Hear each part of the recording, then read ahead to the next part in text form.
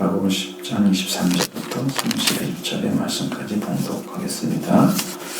예수께서 둘러보시고 제자들에게 이르시되 재물이 있는 자는 하나님의 나라에 들어가기가 심히 어렵도다 하시니 제자들이 그 말씀에 놀라는지라.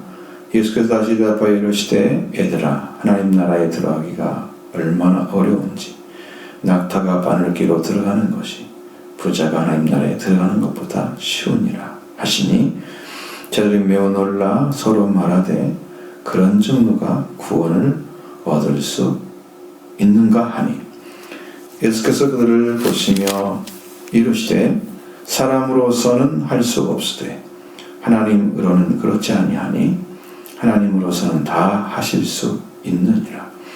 베드로가 여짜오 이르되 보소서 우리가 모든 것을 버리고 주를 따랐나이다.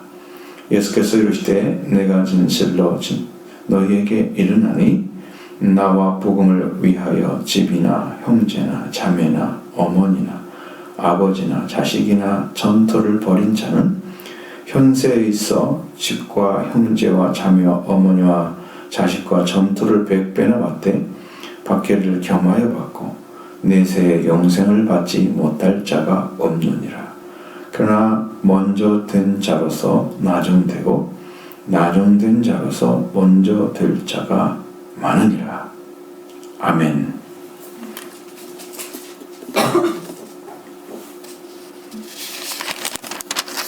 이것이 이어져야 되는 거예요. 지금 청년의 이야기가 이미 이 말씀에서 했잖아요. 그러니까 부자 청년이 왜 영생을 얻으러 왔다가 그냥 갔는지, 마치 지나가는 길처럼 예수님 잠깐 들렸다가 예수님이 원하시는 일을 하고 싶지 않아서 할 수가 없는 믿음의 상태. 그래서 그는 분명하게 이제 22절에 이렇게 결론을 내리죠. 그 사람은 재물이 많은 거로 이 말씀으로 인하여 슬픈 기색을 띠고 근심하며 가니라. 결론은 근심하며 갔다고 하는 결론은 예수님께서 말씀을 주신 것에 대해서 순종할 수가 없었던 거예요. 재물이 많기 때문에 근심하면서 슬픈 기색을 띠고 이건 할 수 없는데 뭐 이런 느낌이죠. 그런 생각을 하고 있을 거예요 지금.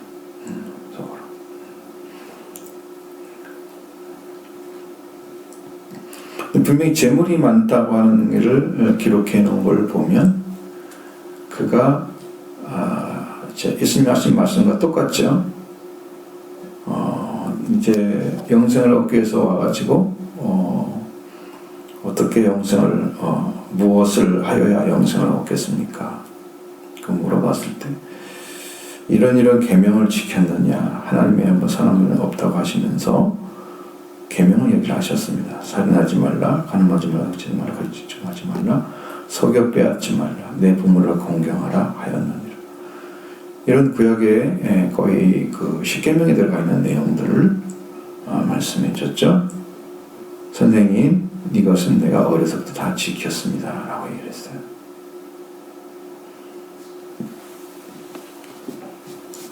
명소도 이런 일 하지 않았잖아요. 나쁜 일 하지 않았죠. 이렇게. 그죠? 그러면 저도 어려서부터 다 지켰습니다 라고 얘기한다고 하면 그렇구나. 그런데 왜 영생을 못 얻고 있지? 성경에 보면 계명을 지키면 영생에 들어간다고 써 있단 말이에요.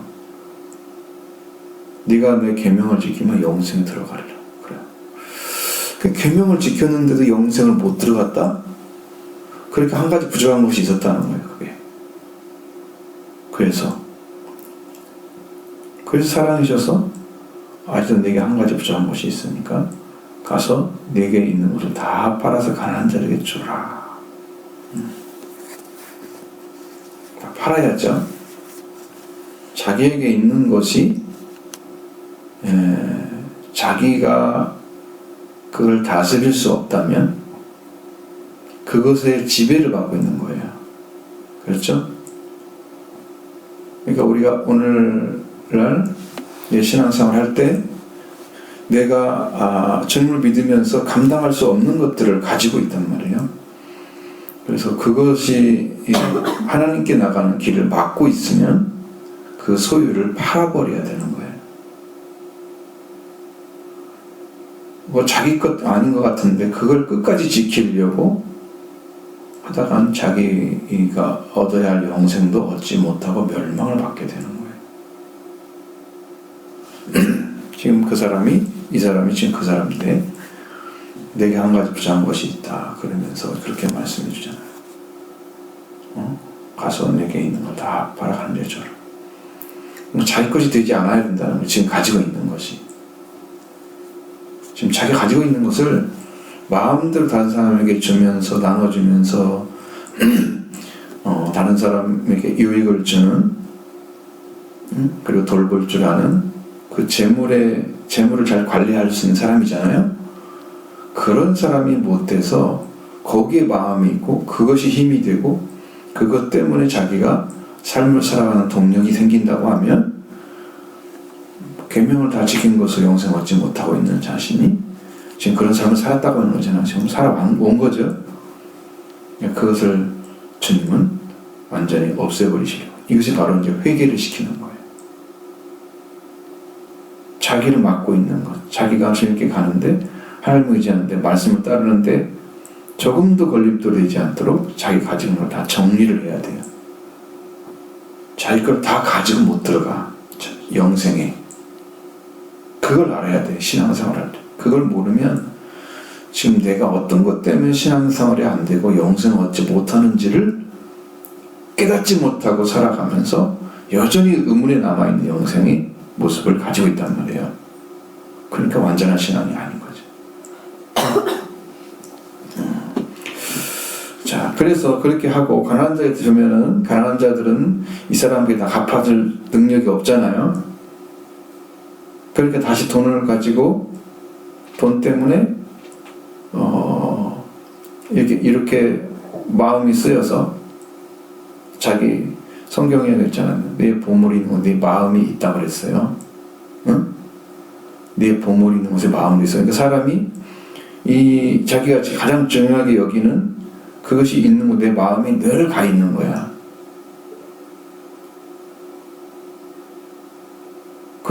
그런 생각을 가지게 되는 거지.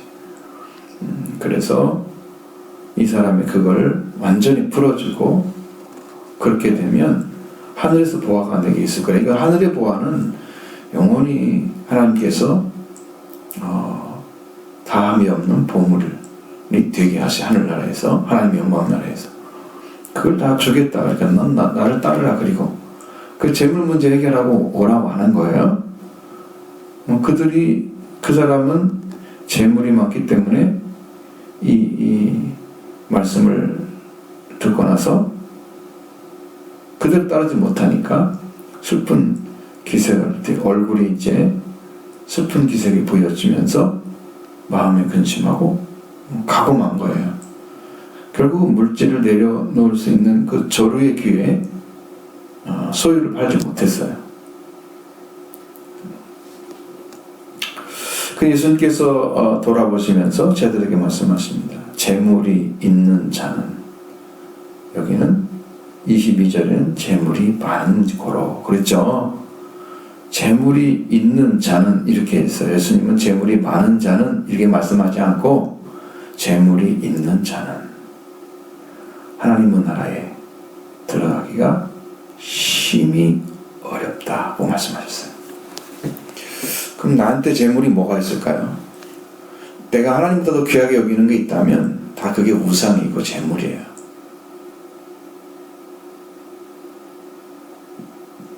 하나님보다 더 섬겨야 대상이 없어야 되는 거거든요. 그게 신앙이거든요.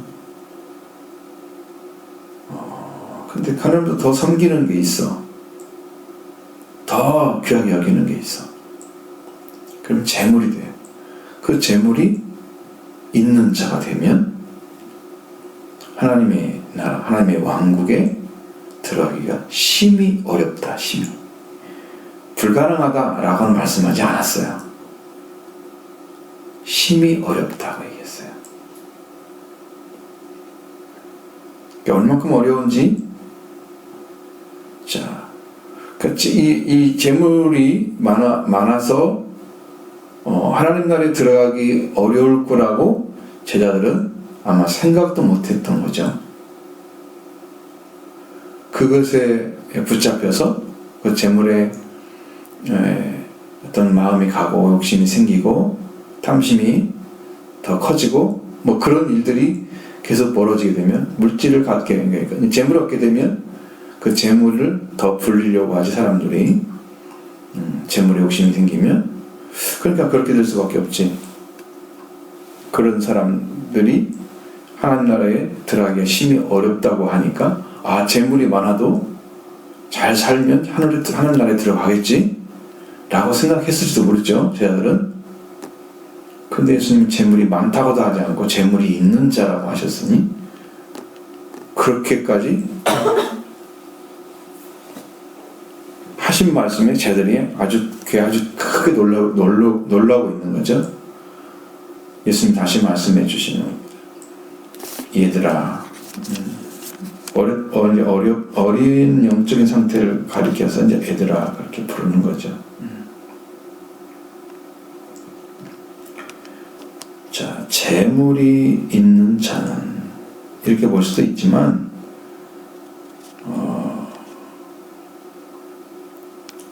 재물을 의지하는 자는 하나님 나라에 들어가기가 얼마나 어려운지. 그러니까 이렇게 생각하면 돼요. 재물이 그걸 내가 하나님을 신앙하는 신앙의 자리를 뺏어버린 거야. 재물이. 응? 내가 재물을 의지하지 않고 하나님을 의지해야 되는데 하나님을 의지하는 것 대신에 재물을 의지하는 것이 내 마음에 이렇게 이어져 있어. 재물하고 나하고 하나님 관계도 조금 이어져 있어. 이중 플레이를 하고 있는 거야. 이 사람은 완전하게 하나님께 돌아오지 않았기 때문에 세상 걸 가지고 있기 때문에 이 마음의 한쪽에는 하나님을 섬기고 한쪽에는 재물을 섬기고 있는 거야. 그러니까 이 사람은 이걸 버릴 수 있으면 하나님은 한 마음을 요구하시는데 우리는 두 마음을 가지고 있는 거야. 그러면 하나님은 그걸 원하지 않으셔. 하나님은 우리의 주인이기 때문에 완전히 돌아온 사람만 받으시는 거예요. 절반짜리는 받을 수가 없어. 그래서 하나님 나라에 들어가기가 얼마나 어려운지 재물을 의지하면서 의지하고 있는 사람은 하나님 나라에 들어가기가 얼마나 어려운지 낙타가 바늘기로 들어가는 것이 부자가 하나님 나라에 들어가는 것보다 쉬울 것이다. 바늘기라고 하는 것은 아주 작은 문이라고 하면 가장 작은 문이잖아.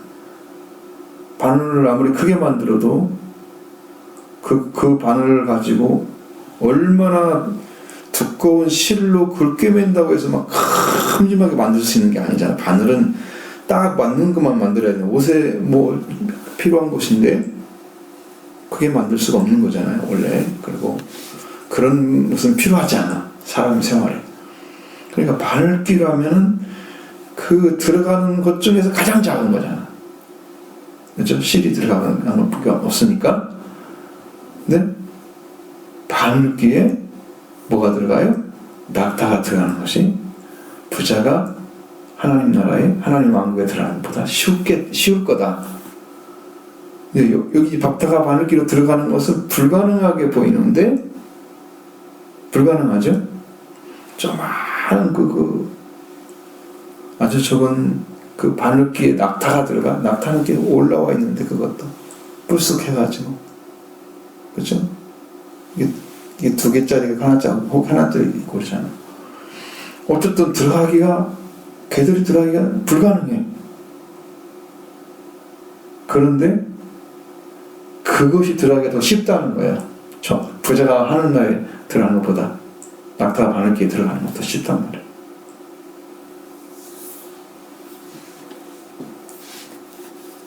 그러면 하나님 나라에 들어가는데 부자는 얼마나 어려운지를 그대로 얘기하고 있죠. 부자는 심히 어려운 정도가 아니고 여기의 내용대로만 하면 불가능하다고 하는, 이게 딱딱한 바늘기로 들어간다고 하는 그 속담은, 이게는 원래는 불가능을 얘기할 때만 말하는 내용이에요. 가능하지 않을 때 이 속담을 써. 그건 다 알아들어. 쟤들도 그냥 알아들어. 무슨 말인지.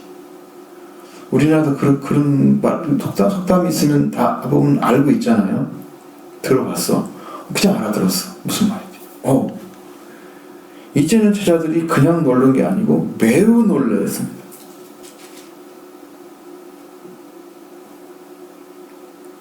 그런 중 누가 구원을 얻을 수 있습니까?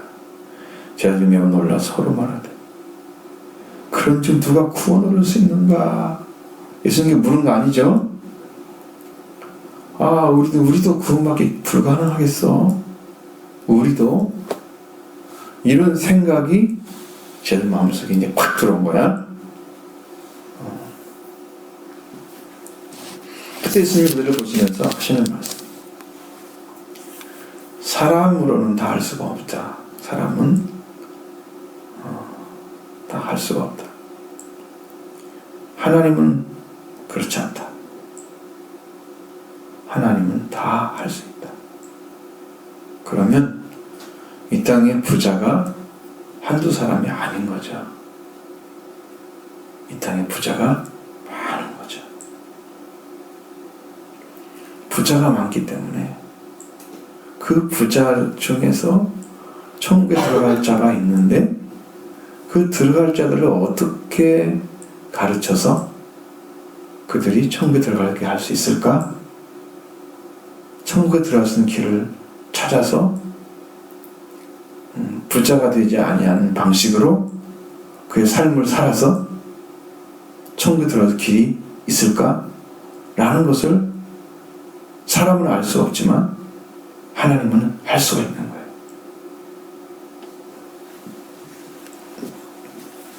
그래서 베드로가 얘기한 거죠. 보소서 우리가 모든 것을 버리고 주를 따랐습니다. 라고 얘기했어요. 사실 제자들은 예수님 따라올 때 성경상에 베드로, 안드레, 그리고 야고보와 요한 네 사람이 제자를 부름받을 때 다 공통점이 있잖아요. 어부였잖아요. 어부들. 그 배를 버리고, 배와 그물을 버리고 예수를 따르니라. 요한은 배와 그물과 배와 그 아버지를 버리고 놓아두고, 우리나라 놓아두란 단어를 갖다가 우리나라 성경에서는 버리라는 말로 써놨어요. 그냥 놔뒀어. 나와 상관없는 것이라고 써놨지. 나는 지금까지 그걸 가지고 일했는데 그거 상관이 없는 거야. 나하고 상관이 없는 것을 놔두고 예수님을 따라왔어. 그러니까 아무것도 가지고 오지 않았죠. 그래서 우리는 모든 것을 버리고 주를 따랐습니다. 라고 얘기하는 거예요.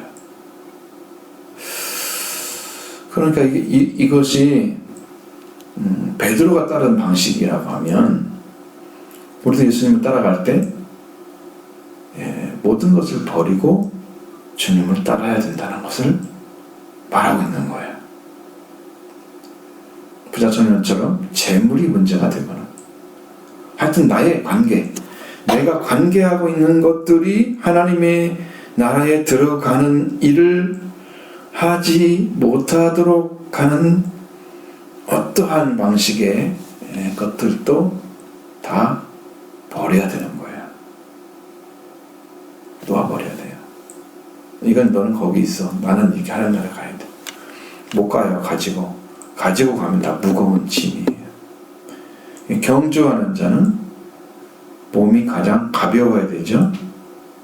우리가 하나님 나라를 갖다 경주를 하는데, 하나님 나라를 향해서 좀 달려가고 있는데 무거운 짐을 가지고 가면 가다가 지쳐서 쓰러져 죽는 거야. 그냥 출발이 안 돼. 출발이 마음이 하나님과 달려가는 마음이 없으면 출발도 못 하겠죠.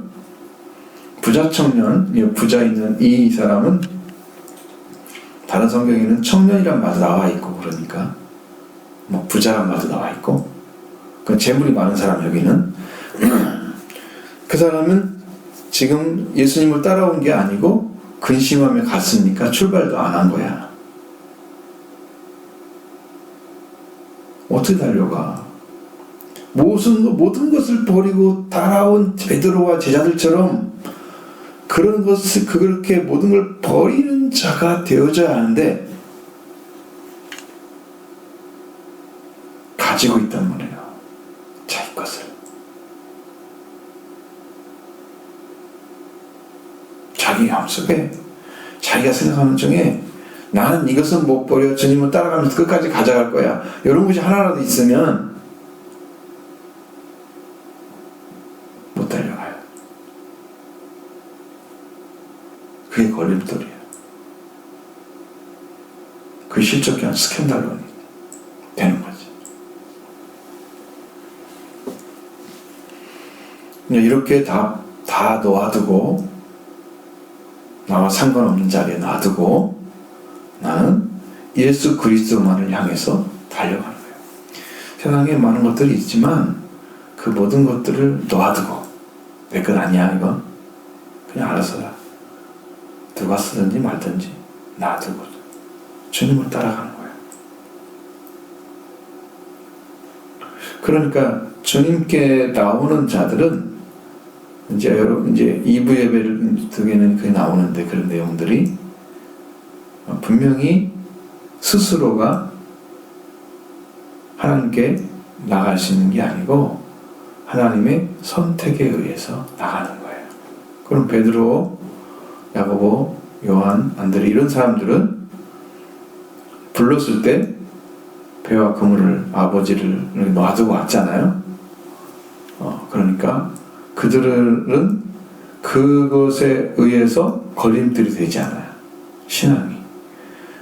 이 부자인 사람은 재물이 많아서 그게 걸림돌이 됐어요.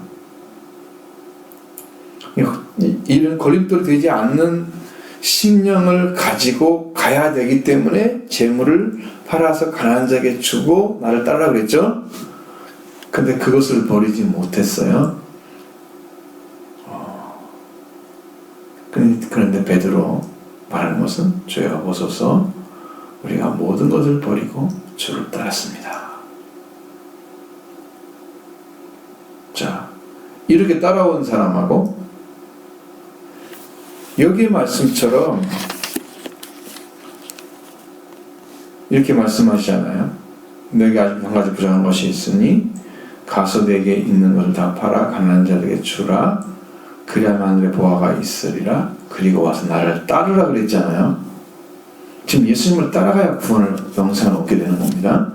근데 그 따라가는 삶을 살지 못하고 갔잖아요. 근심하면서 재물 때문에. 근데 베드로는 우리는 모든 것을 버리고 주를 따랐습니다 하고 얘기했어요. 따라왔죠? 부자 청년은 못 따라왔죠? 따라오라고 했는데, 그러니까 베드로와 그 부자인 그 사람하고 차이는 뭐예요? 재물을 버린 거죠. 자기가 중요하게 여기는 것들을 딱 내려놓고 주님이 원하는 것을 받아들일 줄 아는 사람. 그 사람만 예수님을 따라요. 주님 불렀을 때 따라갈 수 있어요. 그게 믿음이에요. 말을 했을 때 그 말씀도 나도 살아가야지, 나도 살아봐야지, 그런 마음을 가지게 되면 그 사람은 살아있는 믿음을 가질 수가 있어요. 하나님 주신 믿음. 그래서 진짜 예수님을 따라가게 되는 거예요. 사실적으로 내 영적인 부분도, 내 생활도, 내 지식도, 내 사고력, 가치가, 모든 것이 다 바뀌어서 예수님을 따르게 돼 있어요. 따라갈 수 있게 만들어줘요. 세상 거 고집하면서 끝까지 자기 방식대로 하겠다 하면 그 사람은 예수님을 따라가려다가 그것에 의해서 걸려가지고 못 가요. 뭐 생각이 안 바뀌는데 예수님은 어떻게 따라가요? 내 마음은 그대로 있는데, 세상 마음이 있는데 어떻게 따라가요? 이게 다 거짓된 거야. 그래서 많은 분들이 교회에 와서 예수님을 따라가는 말씀은 듣지만 실제 버리고 따라가는 사람은 극히 적은 거예요.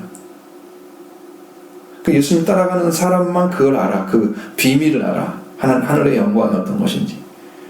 우리가 무엇 때문에 이걸 버리고 이걸 따라가는지를 알아. 그 사람은. 근데 여기에 있는 것들을 그대로 가지고 자기 방식대로 신앙생활을 하니까 가는 것 같은데 하나도 안 가고 있는 거. 생각이 안 바뀌고 생활도 안 바뀌고 아무것도 안 바뀌어가지고 그대로 있는 삶을 살아. 그럼 예수님이 불렀어, 제자들을. 그러니까 예수님 불러서 따라왔잖아, 제자들은. 모든 걸 버리고. 그러니까 거기에 답이 있는 거예요.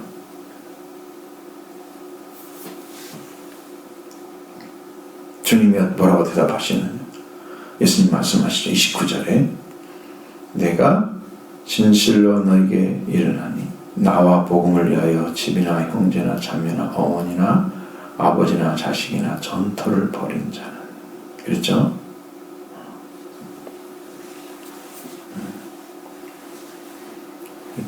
이 전토는요, 경작지를 말해요. 경작하는 땅 있잖아요. 너무 마시겠죠? 전토. 밭전자, 토자. 이렇게 예수님하고 예수님이 이루신 거, 복음 예수님이 이루신 걸 말해요. 십자가 부활의 은혜. 이것을 위해서 집이나 형제나, 여러분 집 큰 집 가지고 있으면 그거 놓기 힘들죠. 그것도 다 물질이죠. 재물이죠. 형제 자매나 어머니 이 자식 이런 건 뭐예요? 인적 관계죠. 나하고. 그러니까 이거 버리기 쉬워요, 어려워요? 어머니 나도 나 따라라 예수님 그러면 어떻게? 응? 예수님 부르면 어떻게 할까요? 용서는 어머니 놔두고 넌 나 따라와 그러면 어떻게 할까요? 쉽지 않지. 교정 못하겠지. 좀 더는 어리긴 하지만 주님은 부르신단 말이야. 그러면 그렇게 하면 어떻게 내 마음에서는 말씀을 따라갈래 안 따라갈래 여기서 결정을 해야 되는데 내 마음에서 결정 못하면 슬픈 게 생각되고 뛰어가겠지. 이 사람 같아. 그러니까 말씀을 들었을 때 말씀이 들려와서 딱 결단을 하면 이길 수가 있고 따라갈 수 있고, 그 말씀을 들어도 생각이 먼저 나고 판단을 내가 해야 되고 복잡한 이 마음의 사고가 계속 돌아가. 아주 막 생각. 그러면 못 따라가는 거예요. 말씀이 들려왔을 때 바로 순종하는 사람은 따라갈 수 있는데 주님의 부름이 너무 크기 때문에 강한 말씀이니까 베드로와 나를 따르라 내가 사람 낚는 어부가 되게 하리라. 베드로 배와 그물을 버리고 예수를 따르니라. 그냥 따라갈 수밖에 없는 그 부름이 너무 크기 때문에 그 사람은 그게 들려왔기 때문에 순종을 하는데, 일반적인 사람들은 그냥 이 말씀을 읽을 때 들을 때 그냥 어떤 한 부분으로 들어. 전체 나를 부르는 부름으로 들려오질 않아 소리가. 그러니까 내가 듣는 것은 하나님이 들려주신 음성이 나의 인생 전체를 포함해서 나를 하나님께 가게 하는데 필요한 그 음성으로 들려오면 순종을 하는데 그 음성이 아닌 거야, 그 사람에게는. 그러니까 부분적으로 순종을 해. 열심히 교회에 나오세요. 그러면 열심히 나오고, 조금 신앙생활 어떻게 하고 있는지 여기서 신앙을 배워가지고 가서 생활을 어떻게 하는, 신앙생활을 어떻게 하는지 모르잖아. 그 삶은 자기한테 맡겨진 거잖아. 그 예수님께 맡겨진, 예수님이 불러가지고 하나님께서 다 기뻐하시는 삶을 살아가는 사람은 내 경험으로는 분명하게 교회를 오고 싶어서 견딜 수가 없어. 이게 아버지 집이라는 걸 알기 때문에. 그게 진심이야. 내가 견딜 수가 없는 거야. 다 하나님께 가야 돼. 하나님의 집에 가야 돼. 내 아버지 집이야. 예수님도 내 아버지 집이라고 그러죠. 그래서 그런 부름받은 사람의 삶을 살고자 하는 그 마음이 계속 있어. 그래서 교회를 가까이 하고 하나님을 가까이 하고 성도들을 가까이 하고 주님의 종을 잘 섬기고 그런 믿음이 생겨. 그렇게 부름받은 사람의 삶의 특징이에요. 근데 이런 거 잘 않고 그냥 자기 방법대로 살아가는 현대인들은 다 그렇게 살고 있을 거예요. 내가 볼 때는. 그러니까 완전한 믿음이 없는 거야. 인자가 올 때에 믿음을 보겠느냐. 예수님이 올 때 믿음이 점점 쇠약해지고 그리고 진짜 믿는 사람들 별로 없을 거야. 교회 다니기만 하죠. 응? 이런 것이 되어진다면 그 사람이 가능한 거예요. 근데 그렇지 않아. 예수님 브레스를 불렀을 때 이거 다 버리고 와야지. 배와 그물을 버리고 그냥 아버지는 놔두고 배와 그물도 다 놔두고 예수님 부름이 너무 크니까 딱 따라간 사람들은 그 이상 한 번 이상 더 이상 거기에 가서 그물을 가지고 일할 마음은 없었을 거란 말이에요. 이제 그렇게 심령이 변화를 입어서 살아가는 사람은 이걸 버릴 수가 있는 거야. 이 베드로가 고백한 거죠. 모든 걸 버리고 나는 주를 따랐습니다.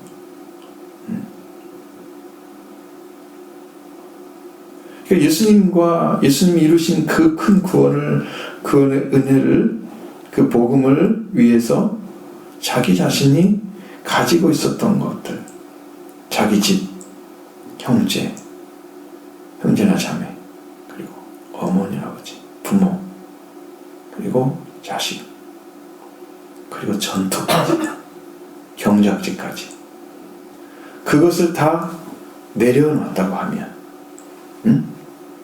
놓았다고 하면 이 사람은 하나님이 부르심에 대해서 모든 것을 끊어버리고 그 부름에 따라가는 믿음으로 결단된 사람이에요. 하나님은 이런 사람이 필요한 거예요. 이런 사람이 필요한 거예요. 그러면 하나님 너무 욕심쟁이야. 어떻게 그걸 다 버리고 그래? 여기서는 안 갚아준다 하는 말이 아니잖아요. 이 말씀은. 그러면 현세에 있어서 다시 그렇게 버리고 예수님을 따라가게 되면, 그 복음을 위해서 그렇게 살아가면 현세에 있어서 집과 형제자매와 어머니라고만 써있지만 부모라고 보게 봐야 되겠죠? 앞에서 이렇게 나왔으니까. 자식, 그리고 전토를 100배나 받는다. 완전히 채워준다고 하는 말이에요. 그걸 주님이 뺏어가겠다는 의미가 아니죠. 채워주겠다고 하는 거죠. 근데 뭐가 오냐면 이 말씀을 따라가기 때문에 박해를 받아요. 박해를. 말씀을 따르는 자들은 옳지 않은 게 있어. 그들의 사고에서는. 그래서 그걸 싫어하는 사람들이 있어요. 그렇기 때문에 그들에게는 옳지 않은 거야. 그게 자기들이 보기에는. 그 복음을 따른 사람들은 예수님을 사랑하기 때문에 박해를 받아요. 받아들여. 박해를 경하여 받고. 그 다음에 내세라는 말은 앞으로 올 세상을 말하는 거예요. 내세. 근데 앞으로 올 세상이란 말은 이 땅의 세상을 말하는 게 아니고 내가 가야 될 세상인 거지. 원래자를 써서 오는 세상이라고 하지만, 그러면 그게 지금 내세, 그럼 현세, 여기 써 있잖아요. 현세는 지금 내가 땅을 밟고 살고 있는 세상을 말하는 거예요. 그럼 내세는 내가 살고 있는 세상이 아닌 거지. 앞으로 올. 그러니까 오기는 오지만 그곳에서는 영생을 받지 못할 자가 없다. 그러니까 한 번은 어떻게 해야 돼? 반드시 자기 부모, 집, 형제자매, 그리고 전토, 이런 것들을 다 버려야만 되는 거야. 한 번은 완전히 주님을 위해서 다 희생을 해야 돼. 그러면 이 부자 청년에게도 그럴 기회가 주어진 거야. 지금 그 사람이 가지고 있는 게 뭐야? 제일 중요한 것이 재물이었죠. 그 기회가 주어진 거야. 그걸 다 내려놓을 수 있는 기회를 주신 거야. 그러면 이 주님이 다 갚아주신다고 약속하시잖아요. 현세에 이렇게 받는다고 그랬잖아요. 그리고 다시 하나님 나라의 이게 내세에는 영생을 받지 못할 자가 없다고 그러니까. 그러니까 반드시 그렇게 버린 자는 하나님이 그걸 갚아주신단 말이에요. 그게 상급이 되는 거예요. 근데 이런 별별의 세상의 것과 결별하지 않고 처음 가졌던 걸 그대로 가지면서 영생을 얻지는 못해요. 그것은 뭐냐면 내가 집이나 예를 들어 집이라고 생각해봐요. 집을 내가 버렸다. 그 집이 없어지는 게 아니야. 그대로 있는데 내 소유가 아니어서 내가 그것을 재산으로 생각하지 않고 그냥 뭐 기거수단이지. 그냥 그거 필요한 것 정도만 생각하고 이 나머지 나의 생각은 다 하나님께 있어. 내가 밥을 안 먹을 수는 없잖아. 잠을 안 잘 수가 없잖아. 이것은 내 것이 아니야. 내가 집착하고 내걸 더 가꾸고 더 좋게 만들고 막 이런 관심이 없어. 필요한 것만 다 있으면 돼.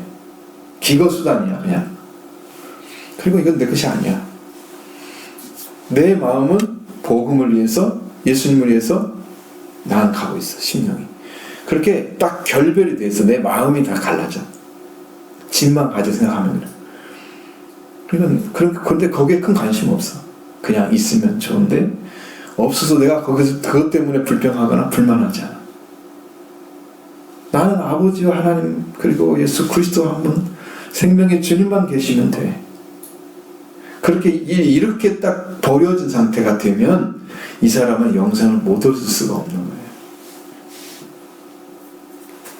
이게 사고 방식이 하나님이 부르심을 따라서 부름의 자리에 서 있지.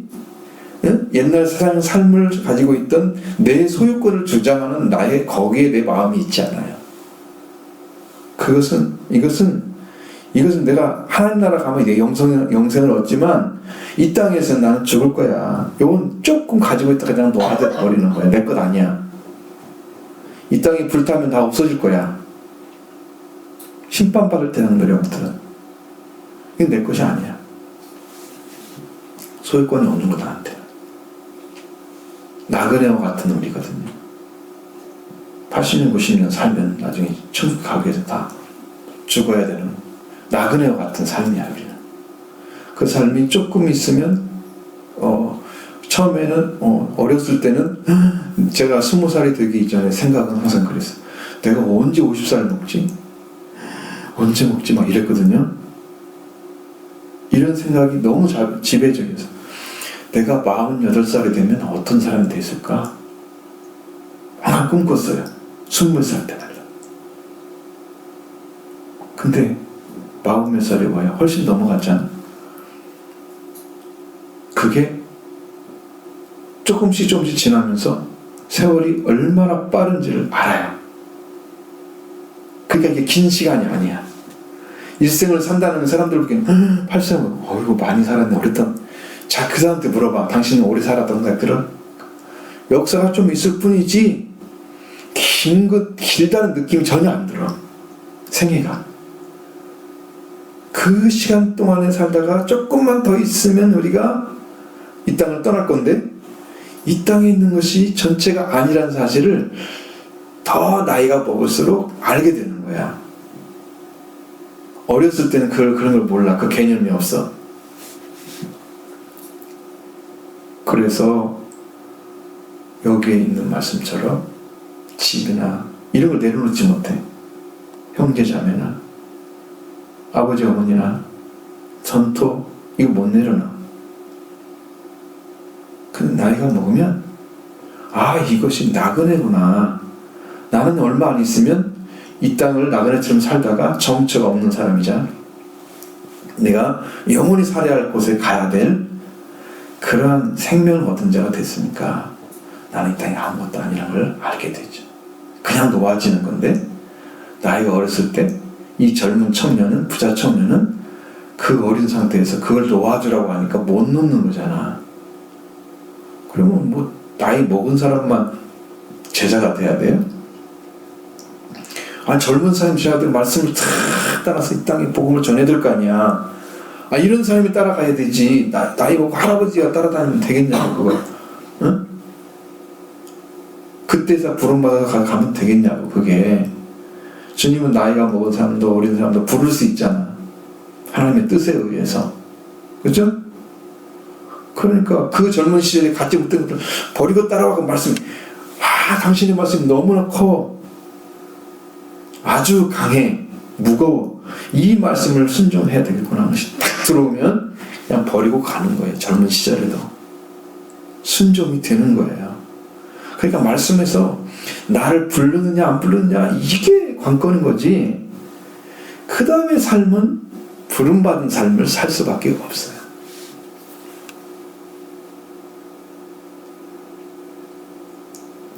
나는 어디로 갈 수가 없어요. 생각이. 나는 주님이 부른 부름을 향해서 상을 향해서 달려가는 길에 지금 놓여져 있어요. 내 인생은. 나는 그 길을 걸어갈 수밖에 없도록 설계되어 있어요. 하나님의 부름을 받고 보니까 알겠어요. 나는 다른 데 갈 수가 없어. 길이 정해져 있어. 좁은 길로 가야 돼. 그래. 근데 거기에 못 들어간 사람은 지금 넓은 길인지 좁은 길인지 파악이 안 되잖아. 좁은 길이 온 사람은 좁은 길인지 알란 말이야. 그래서 생명을 얻는 길을 가야 되고, 넓은 길 가는 사람은 멸망이 이제 얻는 걸 가는 거야. 영원히 망하는 거야, 그 사람은. 그 길을 걸어가는데 내가 어떤 길을 가는가를 모른다면 아직 못 들어온 거잖아요. 근데 문제가 있잖아요. 그래서 31절에 그러나 먼저 된 자로서 나중되고 나중된 자로서 먼저 될 자가 많다. 이거죠. 먼저 처음이 된 사람들, 자 부름받아가지고 잘 따라가는 사람들이 있었는데 따라가다가 중도에 문제가 생겨서 안 따라가. 그런데 나중에 부름받은 사람이 딱 말씀대로 버리고 따라와 그랬더니 딱 따라왔어. 이 사람이 처음 불러가지고 못 갔던 길을 늦게 부름받은 사람이 먼저 가버려. 뒤바뀌어버렸죠. 그러니까 신앙도 예수님을 먼저 많이 믿었던 사람이 이렇게 쌓고 자기는 신앙 영역이 있어서 영역에서는 굉장히 앞서 있지만 영적인 부분에서는 추월할 수 있어요. 늦게 부름받은 사람이 훨씬 더 높은 자리.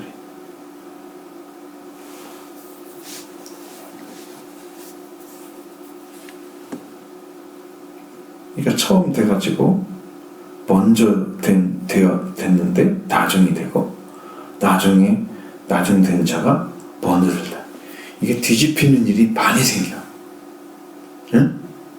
신앙이 똑같은 게 아니고 뒤집어지는 일이 많이 생겨. 그러니까 앞으로 신앙생활을 잘 해야 될 이유는 나보다 늦게 믿은 사람이 나보다 훨씬 더 앞서가 영적으로. 이렇게 뒤집어질 일이 엄청나게 많을 거야. 왜? 교회가 하나님 말씀대로 순종하면 그 순종하는 사람만큼 하나님이 그에게 부어주시고 열어주셔. 부름 받은 사람이라고 했어요? 그냥 열심히 하는 사람이 아니야. 부름 받은 사람이 말씀에 순종하면 그대로 하나님이 열어주셔. 이제 어린 자는 안 되지. 성숙되지 않은 사람들, 생각도 어린 사람들 못 따라가겠죠. 순종 못 하겠죠. 안 되지만 그렇습니다. 그래서 우리가 해야 될 일은 뭐냐? 하나님 나라에 들어가는 사람이 어떤 사람, 영광에 들어가는 사람이 어떤 사람, 영생한 사람이 어떤 사람인지를 알아야 되는 거죠. 근데 나는 어떤 사람이 돼야 마땅한가를 오늘 찾아가지고 그 말씀대로 살아가는 거죠. 응? 그러면 오늘 우리가 승자가 될 것입니다. 천국의 승리자. 영생을 얻는 자 될 것입니다. 영생의 가치는 이 세상에 80년, 90년 사는 삶이 끝이잖아요. 근데 영생은 그 끝이 없는 세월을 얘기하는 거예요. 그동안에 살아있는 거예요. 80년, 90년 안에 죽는 죽음은 이 목숨이야, 목숨 이 땅에. 그러나 영원한 생명은 지금 하나님께로부터 태어나가지고 이 생명이 죽지 않고 영원히 하나님과 같이 나이가 먹어도 영원히 죽지 않고 살아가는 삶을 얻는 거예요. 이 생활하고 이 땅에서 잠깐 살면서 물질 많이 갖고 살아가는 삶하고 바꿀 수 있어요? 그 가치가? 영생의 기쁨을 아는 사람은 이거 같이 바꾸지 못해요. 그래서 생명의 길을 포기하지 않습니다. 달려갑니다.